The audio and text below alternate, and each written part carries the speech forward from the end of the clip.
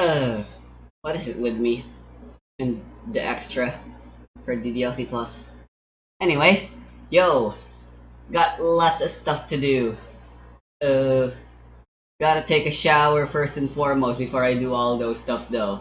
But before taking a shower and doing all my necessities and responsibilities, I'ma be playing some more Doki Doki Doki Doki.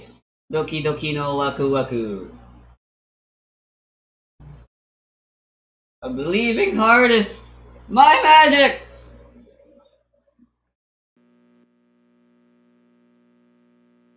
It turned out that that was actually literally the case.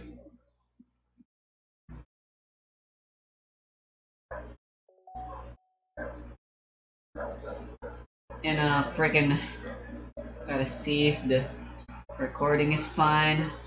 Ah, shit! I accidentally recorded in the wrong resolution. Well, thank fuck I decided to check. Well, it's not gonna be 1080p resolution. Hope you guys are fine with that. I shall remedy this next time, I promise. Not that it'll make much of a difference for your viewing experience, I hope. Assuming you are viewing this and you're not just watching the video like it's some sort of audiobook.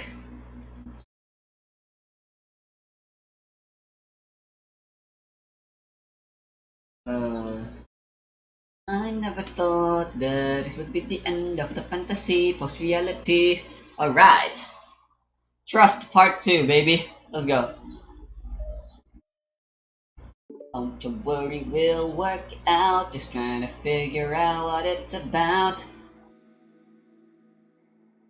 Alright. Takes place a day after. Game seems really quiet. How is the audio? Yep. Alright, everything's good.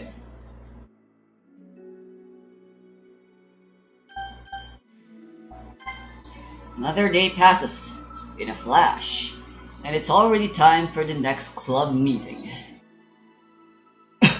Although Monica should have come up with a plan for today's club tasks, she hasn't been able to shake her guilt and anxiety after reading Sayori's poem. Why didn't she do something about it? I'm so stupid.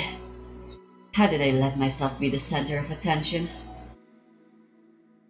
Sayori's going through these kinds of feelings, and I'm letting her comfort me instead of the other way around.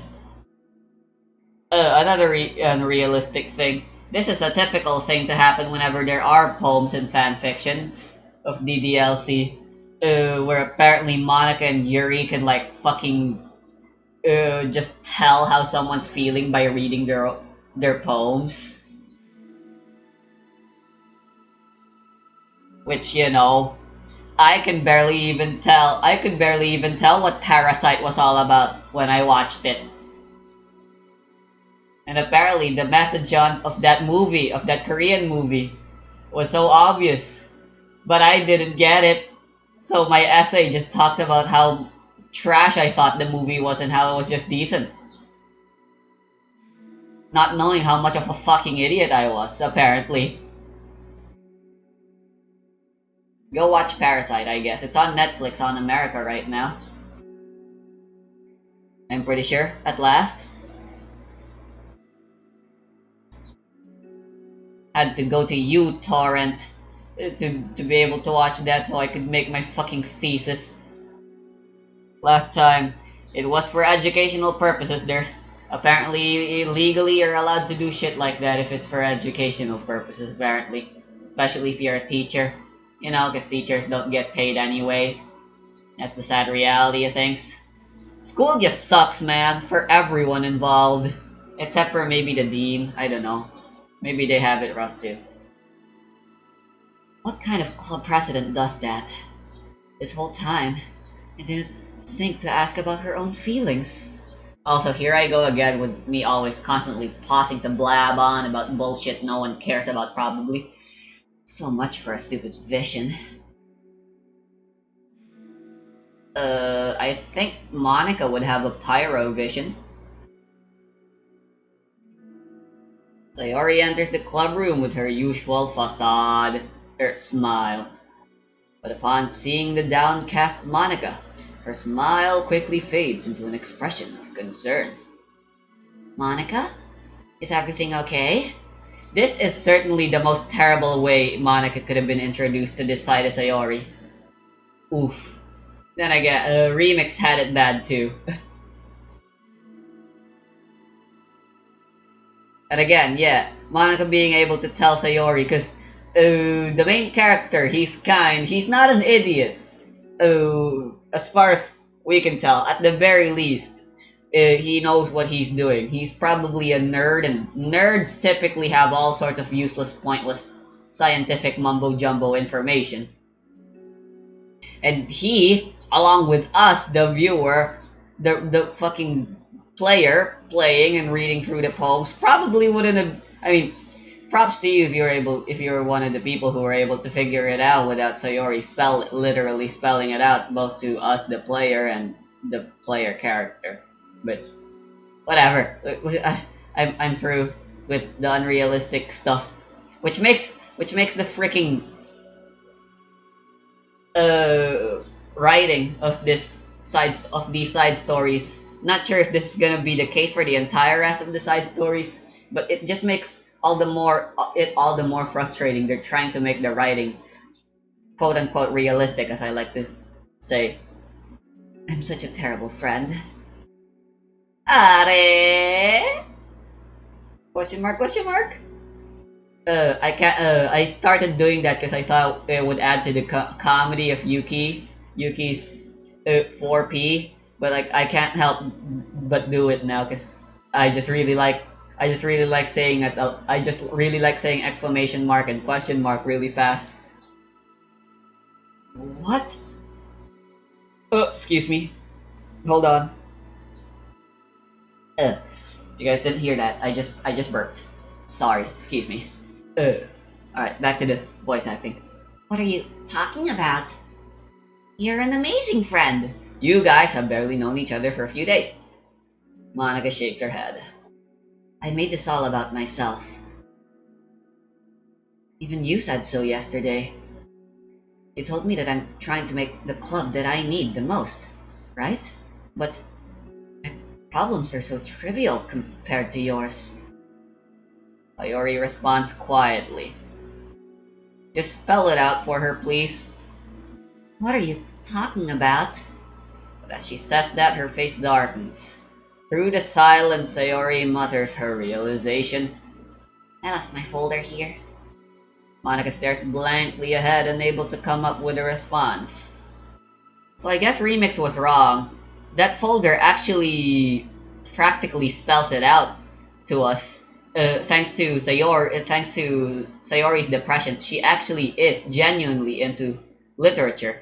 I mean, she willingly entered the club when it was still just Monica in it. That should also have already been enough evidence on her relation to literature. Which is, sadly enough, a result of her depression, a way to cope. Art is indeed a way many people try to cope with their sad feelings and stuff. And if you read some of my poems, they're also all about my own grievances. Very edgy. I wasn't ready to share those. You probably never would have ever been. Now you're worrying about me. I don't want that. But why? We're friends, right? Again, you guys barely know each other. Friends look out for each other. I want to be here for you, as much as you're here for me. Another long moment passes in silence. Also, she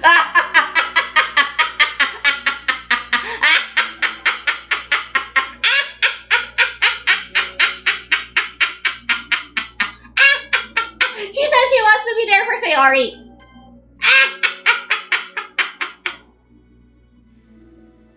Alright, enough of the cackling. The air is incredibly heavy. Act 3. Suri Furizu. This is different. It wasn't just about you yesterday. It was about the club. Which is technically just Monica, so whatever. Semantics, I'm not here. I can't contribute. I shouldn't contribute. I'm worthless. Besides, things were so happy yesterday. You don't need to do this all of a sudden. I don't want it. I like the happy. When day is dark, always remember happy day. I'm sorry. A meme with Yuka of all things would involve something so heartwarming question mark. So, if you do this, then you're just being selfish. Maybe. Monica massages her forehead, struggling through the frustration of such a paradox. It's understandable that Sayori isn't ready to share certain things. But, as unfair as it is for Monica to pry, it is also painful for Monica to force herself to ignore the needs of her friend. I'm sorry I looked. Yeah, it goes to show we don't get to see it much, but we don't get to see much of Monica, so these side stories are really great. I guess that's also another problem with DDLC Plus. It seems to mostly be pandering to the Monica fans. Which, if you aren't one, then tough fucking shit. Because there's nothing much for Sayori in the way of Sayori, Natsuki, and Yuri. Even though they do get their own share of time with Monica. It is still mostly just Monica. Just Monica. Anyway, yeah, she really does have no social skills. Like, wow, I have no idea how she... It makes it really hard to believe now that she's even a class idol. Because it's only a remix that ever says that, isn't it? Sayori, Natsuki, and Yuri only know her as the club president, and therefore would be completely unaware of her status, even though they do go to the same school. That doesn't necessarily mean they go to the same class, and would therefore know each other. So at most, Monica's idol status isn't that far spread out. At most, it was just in Remix's classroom at the time. I'm still calling the main character Remix since it's hard to just say MC or something like that. Besides, MC also means DJ club something something. I disrespected your privacy. No, I don't blame you for looking. You would have at least needed to check if it was mine. Yeah. Monica takes a deep breath. Okay. 10 minutes. Jesus. I understand that you don't want me to worry. I'll try not to pad this out. I'll try to speak as fast as I can while still remaining, you know, clarifiable. Unlike a certain Genshin Impact game, where they talk as low as possible to make sure they pad the most time possible. And I think I'll be able to put this aside so that we can move on. But, can you promise me something? Promise you what? Monica pauses. Collect her thoughts. This is the Literature Club. It is a place where people can express themselves in the ways that life normally doesn't allow them to. She's speaking with a bit much more confidence than last time this time around. That's the vision. In fact, it's our vision. Sarus Pabusi. Right away into your heart or whatever. So, okay, there goes the confidence, I guess. I just want you to promise me that you'll remember that too. It doesn't have to be right now, yes. It doesn't have to be right now, but I want to be here for you when you need it. I want us to be ourselves like that. Sayori smiles gently. I'll promise if you promise. Unable to help it, Monica returns Sayori's smile. I promise. Me too. As the conversation closes, the mood in the room is lifted. With that behind them, it's time to proceed with the club's activities. So, wanna teach me about poetry? Are? Question mark, question mark. But what about recruitment? It's fine. We have plenty of time for that. Nice. But right now, I feel like I want to do this.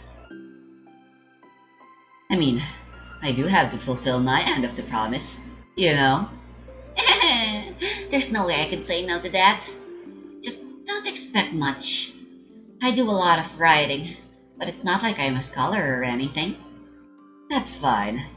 From what we've seen, though, I think I just need, like, some motivation. I never know where to start when it comes to writing poems. Starting isn't so hard, yes it is. You kinda just need to write down your feelings and see where it takes you. Yeah, but that wouldn't come out any good. It's not supposed to. You're gonna have to fight your perfectionist mind on this one. You can just start by writing your feelings and see what kinds of things it makes you think of. And then you can turn your feelings into a little story. Anyone here ever read any poetry from like a few hundred years ago, a few centuries ago? Like, what's like an example? I believe the to be, not to, or not to be meme we see everywhere, it actually came from a poem of William Shakespeare. There we go, that's his name. And yeah, those poems are pages long. Like, what the fuck? First of all, how? Secondly, why? You could get your feelings down first and then make it sound pretty later. It's not like building a railroad where you go from one end to the other. It's more like a collage where you'll find all the things you want to put in and then arrange them in a pretty way. Wow, her writing process is actually not that different from mine. At least that's how I do it. It's not like it's the only way. But it's a really good way to not get stuck right at the beginning. So Monica's writing tip were about not overthinking things didn't come from her, which makes enough sense since she's a perfectionist. She says that as much in the main game as well during the Just Monica act of the game. I'm pretty sure. I understand. Yeah, I always get so caught up in how it sounds that I forget about what's actually important. Monica pulls out a pen and paper to start writing on. Stop being a perfectionist. You idiot. I'm just kidding. Monica scribbles out "you idiot" after she writes it down. No, keep it. What? Why? Are you calling me an idiot? Of course not. But the point is that you're not supposed to police your feelings, right? Be as dramatic as you want. But I was just... well, yeah. Underneath the scribble, Monica rewrites "you idiot." She stares at the paper. That's gonna be the title now. Her words stare back at her. Nani? It's kind of funny how I wrote down what I'm mad at myself for, and then I did the exact same thing anyway. This is really gonna take some getting used to. I believe in you. Thanks. I do too. No, you don't. Me, I mean. But also you, of course. No to both. Actually, I'm pretty sure. Monica continues the exercise, jotting down her thoughts. It's surprisingly quite a struggle to write without overthinking it. But after a while, with Sayori's guidance and encouragement, Monica's sheet of paper begins to look fairly lively, peppered with all of her random thoughts. Thought! All women are queens. If she breathes, she's a thought! Monica looks up and down her sheet. Gosh, I feel so tense looking at this. I hate it. But it's also kind of liberating. That's the point of writing. To me, at least. I can tell how hard you're trying. It makes me happy. I think you'll be good at writing poems. Don't give me too much credit. Oh yeah, her poems are my favorite in the entire game. I'd say she is. I'd have to try really, really hard at it. But I think it's something that I'll enjoy doing. With you. Sayori beams. Personally, along with Monica being my close to second favorite, would be Natsuki. Obviously, since I made Amy like Spider a stand ability. You know, her second poem in the game. The my least favorite would be Yuri's. I don't really like metaphors. That's what I've decided. I mean, I already talked about fire beams. I'll stop here, but we still have time. Let's try to work on a new flyer for the club. I won't be so picky about the language. Ha! Character development. With the Parasite movie and how the entire message of the game movie completely flew past me, I don't like it when you're forced to think about things. Ironic considering JoJo requires you to really think hard in order for you to truly appreciate them. But like, since that one's so popular, other people can just spell it out for me anyway. And the symbolism isn't exactly that hard to understand. Like, wow, could you tell the meaning behind Killer Queen, Yoshikage Kira's the main villain of Part 4, his stand, why that's the name, and why that's the ability, and how it pertains to his character?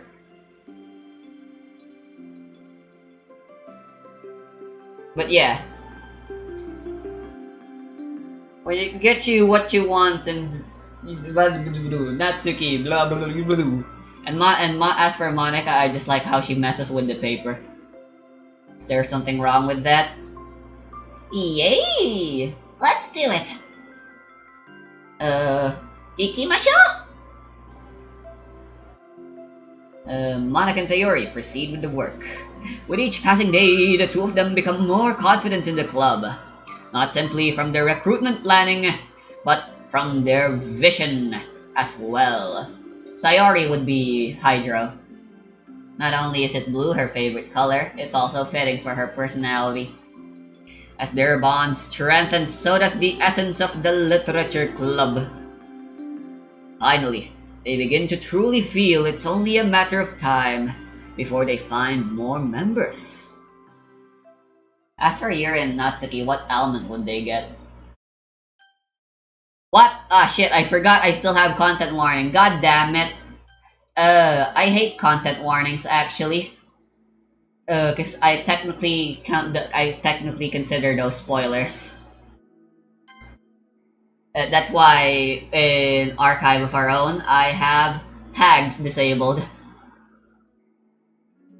Cause tags show you cause there's tags like major character death, which when you see that you're like, oh, someone's gonna die here, big whoop, and I know who's gonna die.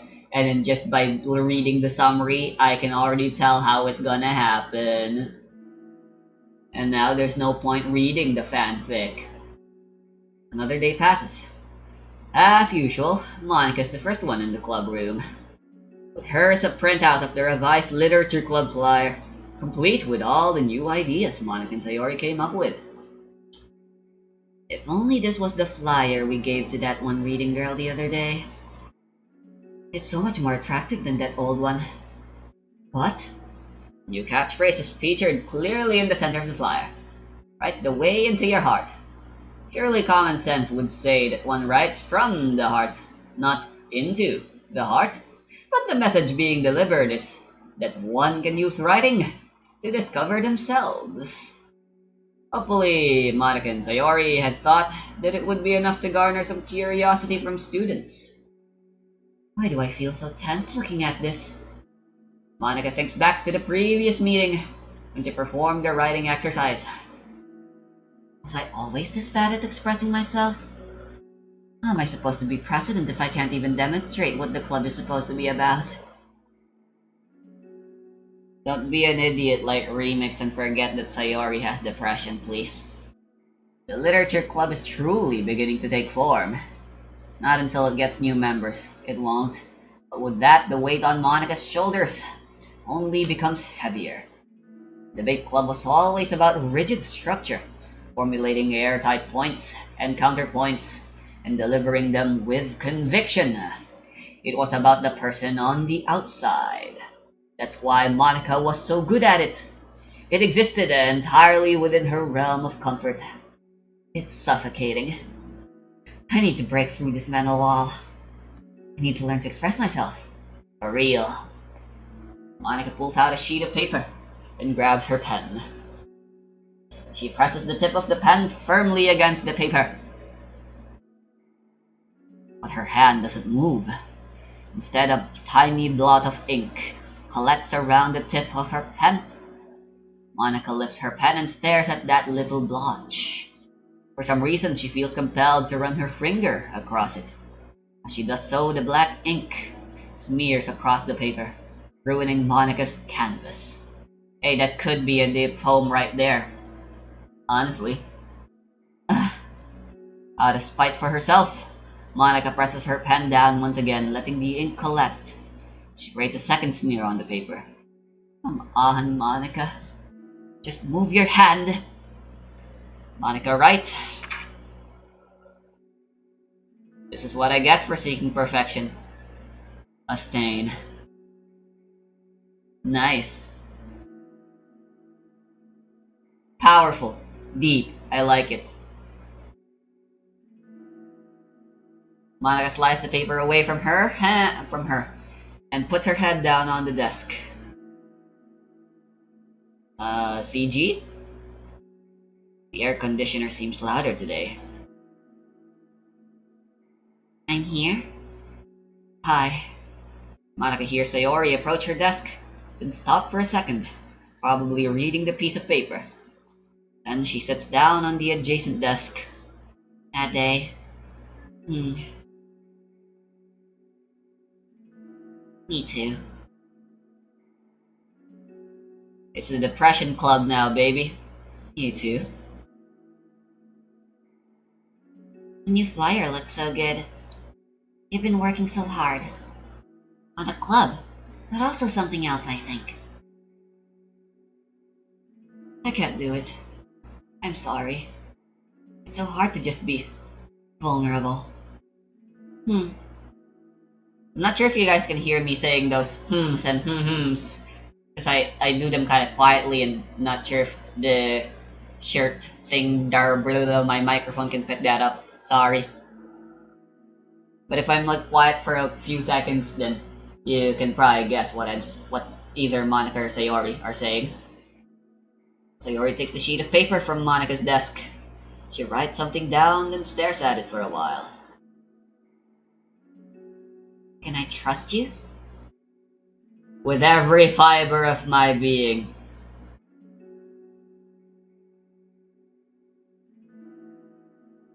Okay, I've decided I won't laugh, okay? Let's just go. You can trust me with anything. Sayori gazes at Monica with sadness in her eyes. Understanding the signal, Monica takes the paper from Sayori's desk and reads it.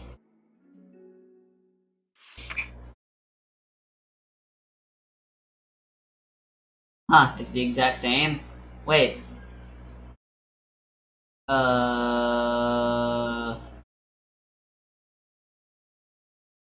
Hmm.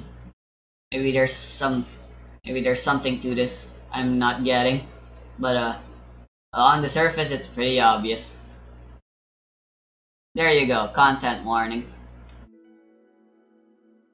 Sayori. This is really hard for me. Her voice shakes. So, if I can do it, then you can too. Because you're like a million times better than me. That's completely not true. Sayori takes a deep breath, trying to steady herself. That's something about me that I've never told anyone before. Even now, my head is like screaming at me to stop. Wait. You don't have to force yourself. I mean, just because of the promise yesterday. I want to. It just feels right. I mean, maybe it's part of the reason I came to this club in the first place. This is the literature club. I trust you more than I'm scared. Those words, Monica stands up. Sayori must have taken days to work up the courage for this. Were Monica's own futile but genuine efforts actually the push that Sayori needed? Sayori's deliberate breaths can be heard over the air conditioner. I didn't know there was an air conditioner. Honestly, that's the big takeaway I'm taking from this. I know, I'm sorry, this is a serious and sad moment, but I'm ruining it. I'm ruining the mood. She prepares herself to continue. Monica waits in gentle silence. Come on, Monica, remember what Sayori told you. Sometimes this is what people need. And what is that thing that people need sometimes, Monica? Do it! I have this problem where I get really upset when people worry too much about me. I can't control it. It's like, why waste your energy worrying about me when you can just be happy instead? So, I never tell anyone about these kinds of thoughts that I have. It's so much easier to just smile and help everyone else be happy. Huh, I never knew how natural and easy it is for me to make my voice sound nasally. You know, the kind of voice you do when you're about to cry, or you just cried, or you are crying. You know? Or there's like this, your voice is like nasally. Well, it's not actually nasal though, technically speaking. Those are your tears because your eye ducts and your nose ducts are. I'm not sounding very. This doesn't sound like something a sad person would be talking about right now. Regarding, especially, I don't think someone who's crying would try. Well, they wouldn't be talking as fast as I am right now, anyway.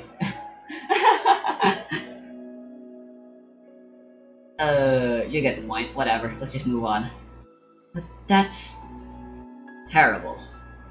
That's what Monica wants to say, but she stops herself in fear of saying the wrong thing.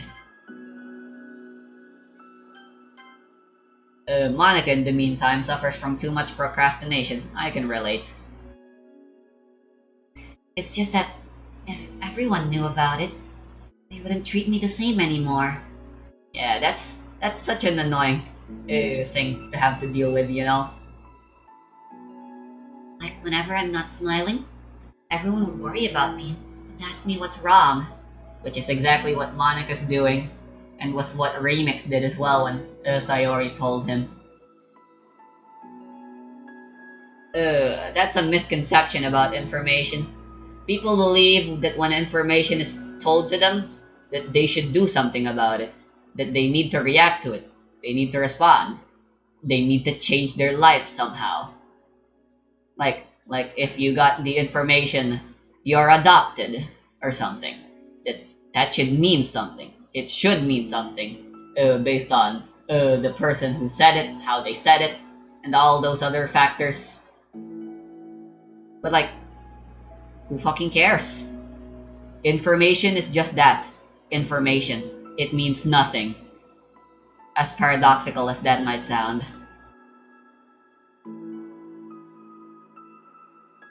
That is why secrets exist. Because people always feel the need to do something about information. That is why companies hide, make facades, etc., etc. And criminals try to hide their crimes, which, obviously there's always gonna be an exception. Whatever. Anyway, I'm just saying, in short, I relate to Sayori. God damn it.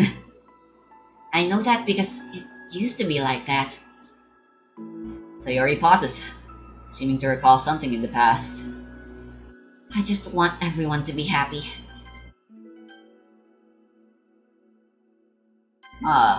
Time with the protagonist. That's the most important thing to me. And letting people look inside my head doesn't bring happiness to anyone. You're wrong! And let me pull a phoenix right on you and prove that you're wrong with evidence. And the menu shows up, and then Sayori's poem is there. Take that! Your poems are fantastic, Sayori. Sayori pauses again, her solemn expression, making her look almost like an entirely different person. How did you find the courage to tell me this? You're not worried that I'll be one of those people too? You already are, Monica. I am worried. Part of me really hates myself for doing this. But another part of me, I think, just felt like it would be different this time. Whenever we talk about what the club is supposed to mean, I kept feeling like it was the right thing for me to do. Especially after you've been trying so hard to express yourself too. It just made me feel like I could say it in confidence, and our friendship doesn't have to change. It's so silly. The club is only 2 people, but it already means this much to me. It's because there's only 2 people that Monica feels a tightening sensation in her heart. A feeling of connection as Sayori's emotions radiate between them. Me too. I was so lost until you showed up. You're so brave, Sayori. You're so strong and brave. I don't even compare. The Justice Arcana and... What Arcana did I say Sayori fit into? I forgot. Temperance? We'll just go with Temperance for now. Arcana have now both been reached at max link with each other. Monica steps forward. But if nothing else, I can at least offer you some hug energy, if you'd like. At the very least, Monica asks, before just doing it.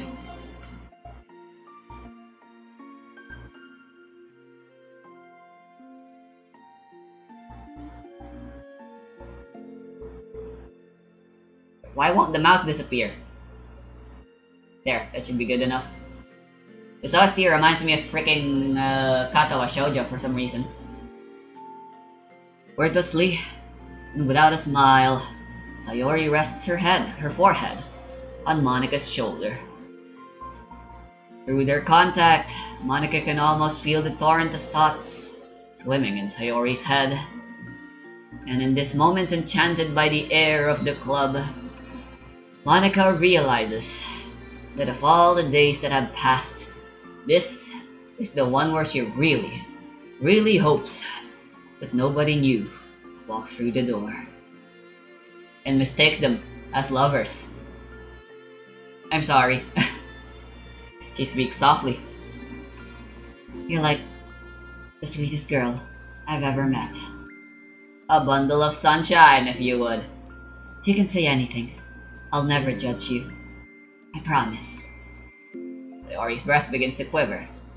She takes several deep breaths, trying as hard as she can to start speaking, to say the things she never once dared to say out loud.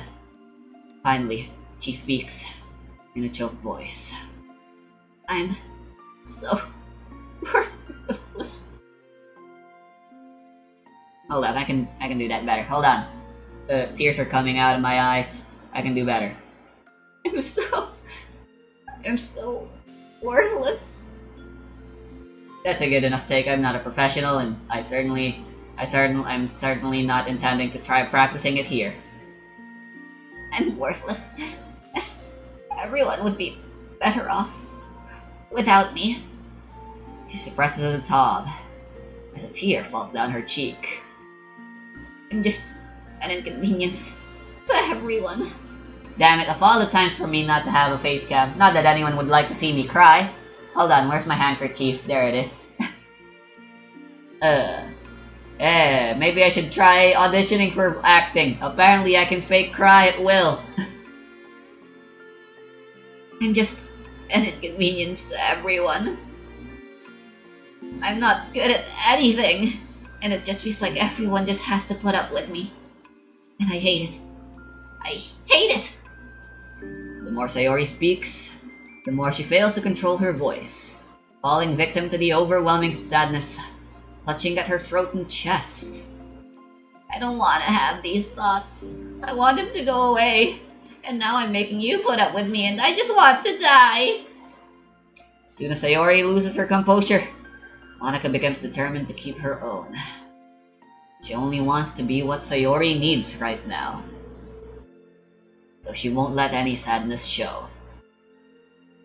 She could probably feel your heartbeat. Her voice comes through as soft and gentle. This isn't putting up with you.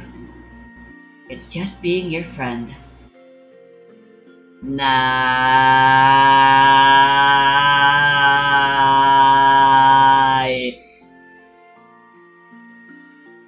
Monica offers a few words of comfort.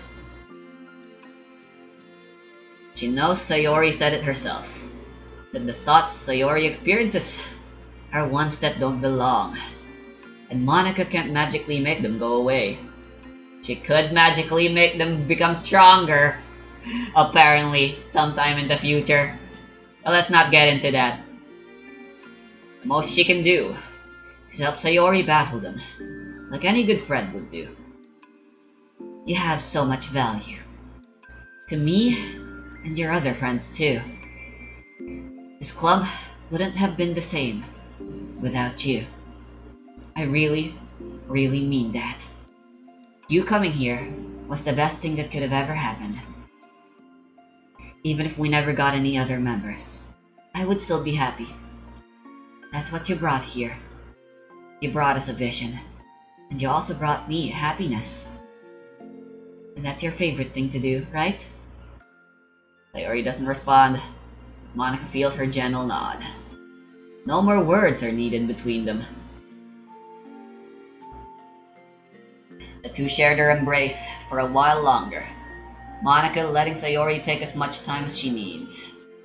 Okay, wow, this was a challenge for me to voice act. Ugh, I hate it when I need to put in emotion. Once her breathing steadies and her sniffles fully cease, Sayori lifts her head and wipes her eyes.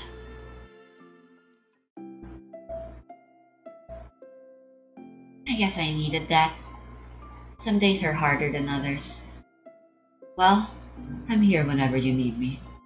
But any other time, I'll make sure that things are the way they usually are. If that's what makes you happy. Arigato. You're the best. No, you are. The two exchange smiles. Well now, try not to let it show too much in front of others, lovebirds. You know, I'm sorry to bring this up all of a sudden, okay? But have you considered talking to a professional? Sayori nods. It's scary, and it's already so hard to tell people. Yeah. Well, of course it'll always be your choice. But if you're ever looking to find the courage for it, I can do my best to help you. Sayori is probably alone. A very reasonable, but we have no way of knowing this. But Sayori might not actually have any parents. And if she doesn't have any, that would be a very, very great explanation to everything she does. Her entire character as a whole. And obviously her depression. Which means there's literally no one even close to being able to find out. Although considering, according to her, during their childhood, Sayori has already had depression and she did have parents. And obviously she had Remix, but he has no social skills in the first place. I think it helps knowing that you would. Sayori suddenly yawns and stretches. Wow, that made me tired. And hungry. Well, I won't make you do any work today if you're not up for it. No, I want to. I mean, I can say that's definitely one thing that makes me happy. Monica smiles. But I might want to get a snack first. All of a sudden, the sound of the door causes the two of them to turn their heads. The door opens halfway, then stops. A face peeks inside. A face that seems familiar.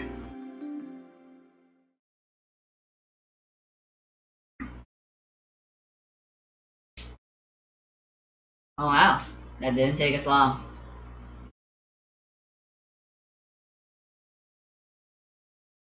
Damn it, of course it had to be where the CG was so that I would freaking accidentally lower my fucking resolution. Anyway, I'm off to take a shower now and do other stuff afterwards. See you later.